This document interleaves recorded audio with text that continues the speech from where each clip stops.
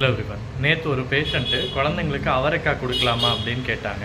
So இதுக்கு முன்னாடி அவரைக்காயில் என்ன ஸ்பெஷாலிட்டி இருக்குதுன்னு பார்ப்போம். ஸோ இந்த அவரைக்காய் வந்துட்டு ஒரு நல்ல ஹை ஃபைபர் இருக்கிற ஒரு வெஜிடபிள். அதனால் நம்ம ரெகுலராக யூஸ் பண்ணுறதுனால கேஸ்ட்ரிக் கம்ப்ளைண்ட்டோ இல்லைனா பவல் மூமெண்ட் இம்ப்ரூவ் பண்ணுறதுக்கு ரொம்ப ஹெல்ப் பண்ணும். இதில் வந்து low calories and low glycaemic index இருக்கிறதுனால டயபெட்டிஸ் இருக்கிறவங்களும் வெயிட் லாஸ் மேனேஜ்மெண்ட் பண்ணணும்னு நினைக்கிறவங்க கூட இதை வந்து ரெகுலராகவே யூஸ் பண்ணிக்கலாம். அதுக்கப்புறம் இதில் பொட்டாசியம் இருக்கிறதுனால நம்மளுடைய ஹார்ட் ஹெல்த்துக்கு கூட ரொம்ப நல்லது. And vitamin C anti oxidants இருக்கிறதுனால பாடியில் வந்து இம்யூனிட்டியை கூட பூஸ்டப் பண்ணும். ஸோ இது குழந்தைங்களுக்கு கொடுக்கலாமா அப்படின்ற கேள்விக்கு முக்கியமாக வந்துட்டு ஒரு 10 மாதத்துக்கு அப்புறம் இருக்கிற குழந்தைங்களுக்கு நல்ல வேக வச்சு ஸ்மாஷ் பண்ணி கொடுத்தா நல்லது.